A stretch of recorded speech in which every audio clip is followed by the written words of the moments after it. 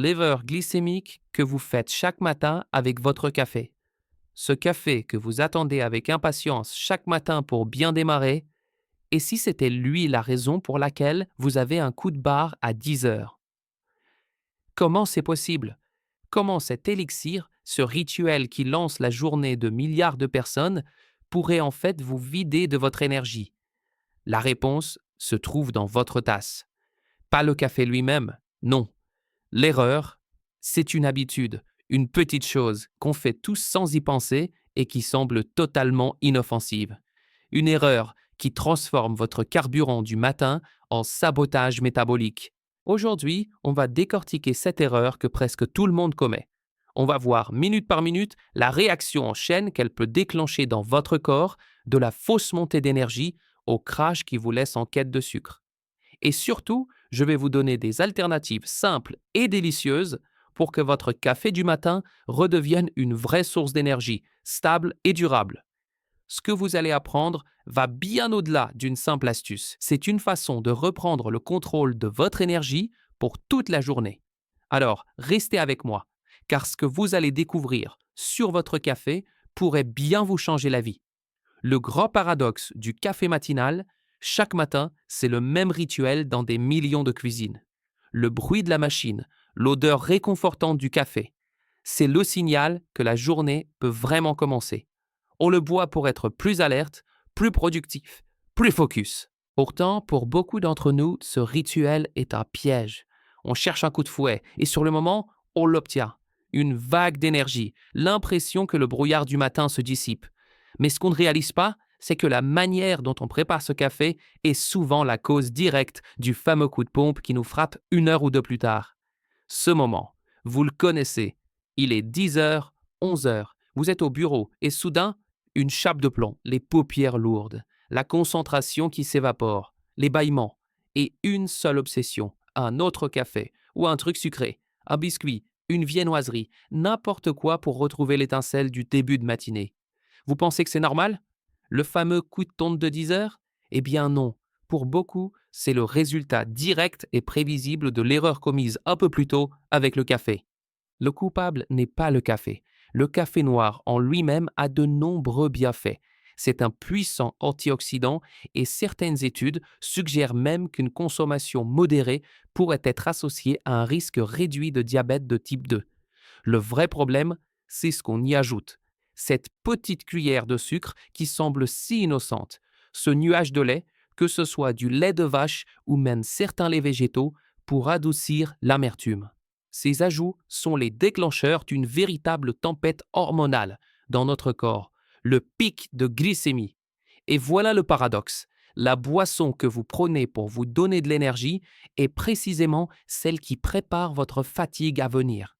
La science du crash, anatomie d'une montagne russe énergétique. Pour comprendre pourquoi votre café au lait sucré peut être l'ennemi de votre énergie, faisons un petit voyage à l'intérieur de votre corps. C'est simple, vous allez voir. Imaginez votre énergie comme une batterie bien chargée, qui se décharge doucement et de façon constante tout au long de la journée. C'est ça, l'objectif.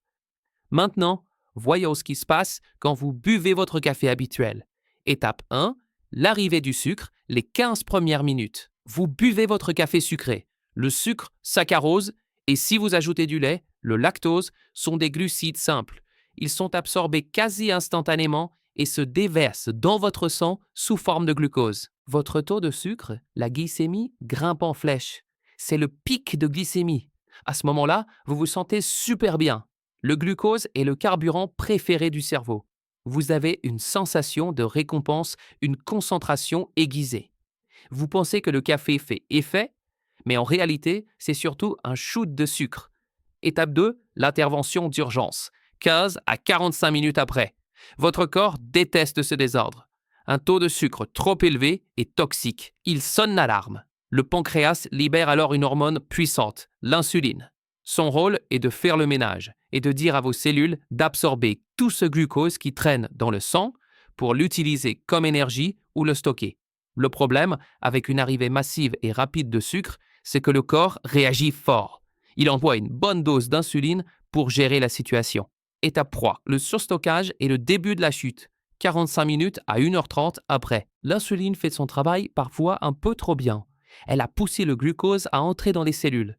Mais le matin, on est souvent sédentaire et nos stocks d'énergie dans les muscles sont déjà pleins.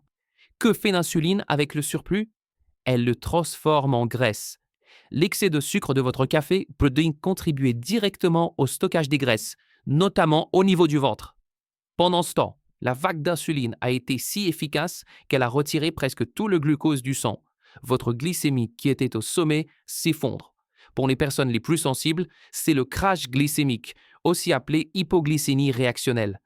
Étape 4, le crash, 1h30 à 2h30 après. Votre taux de sucre est maintenant plus bas qu'avant votre café. Votre cerveau, privé de carburant, panique.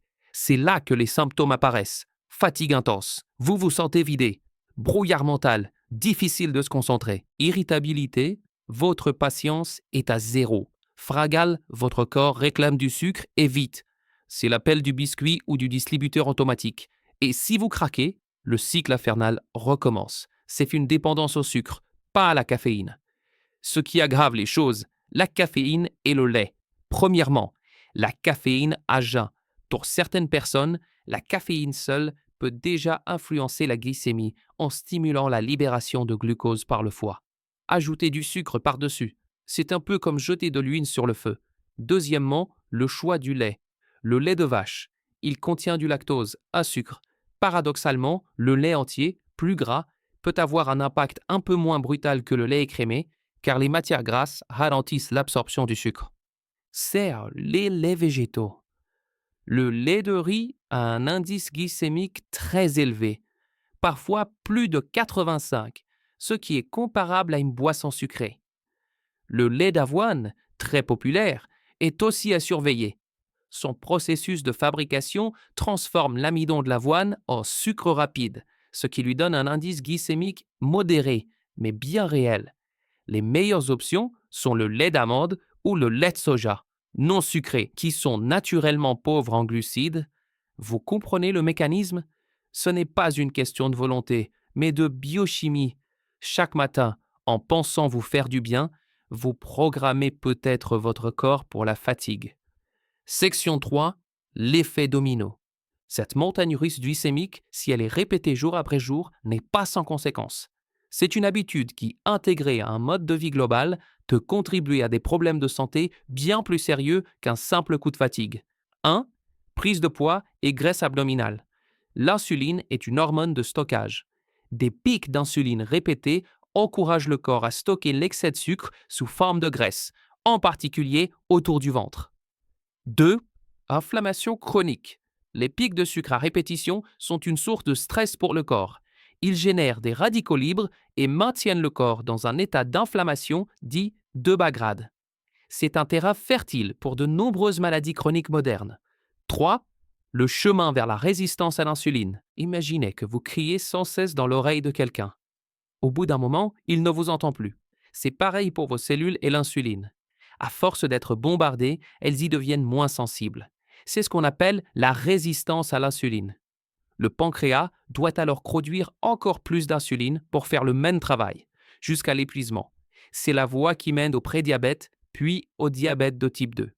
Votre café sucré du matin, s'il fait partie d'un régime global riche en sucre, est l'une des habitudes qui construisent cette voie. 4.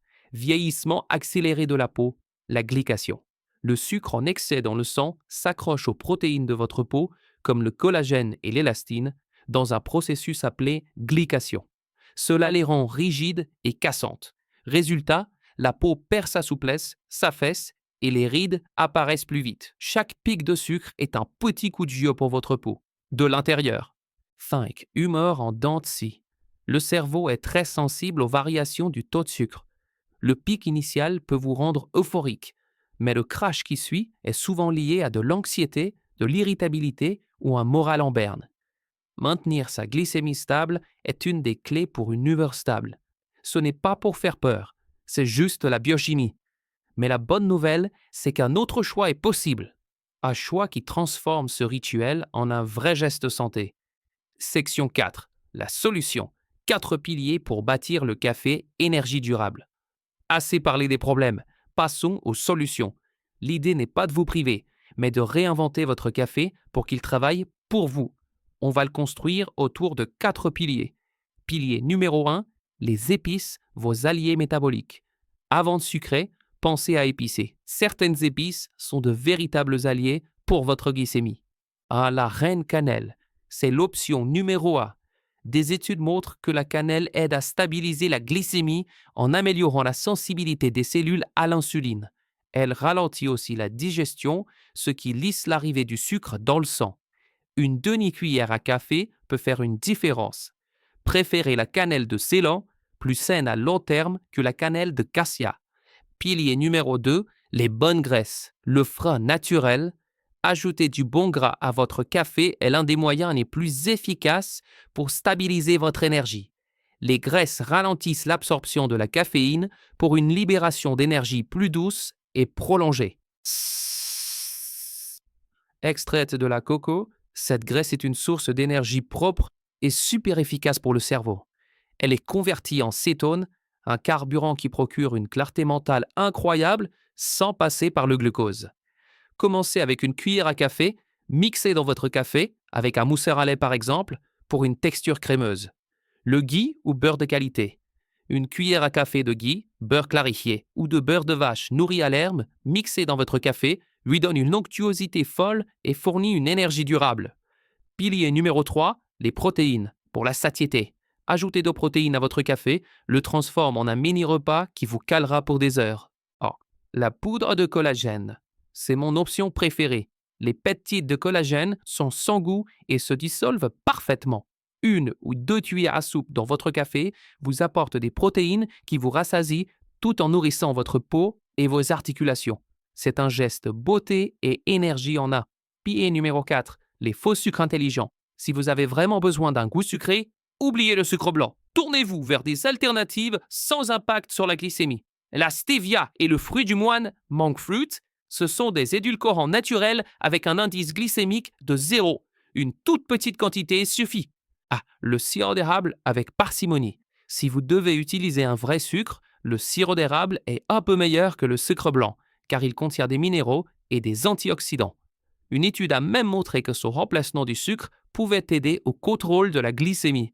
Mais attention, ça reste du sucre, donc une petite cuillère à café, pas plus, et idéalement combiné avec du gras ou des protéines pour amortir l'effet. Exemple de super café, à café noir, une cuillère de collagène, une cuillère d'huile NCT et une pincée de cannelle. Le résultat, une boisson délicieuse qui vous donne une énergie stable et une concentration de fer, sans aucune fragale. Section 5.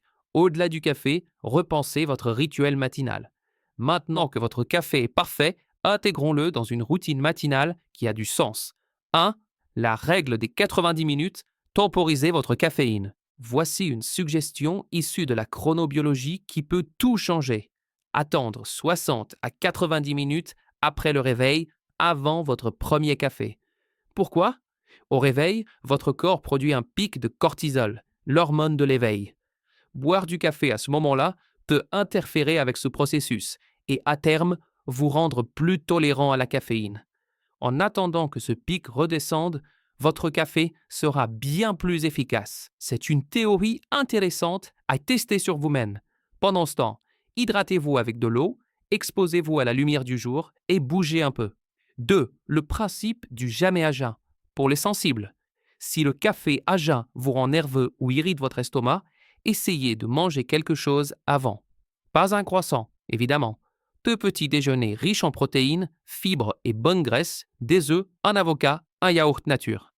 Manger d'abord stabilise votre glycémie et ralentit l'absorption de la caféine, pour un effet plus doux et durable. 3. Les alternatives au café, explorez d'autres horizons.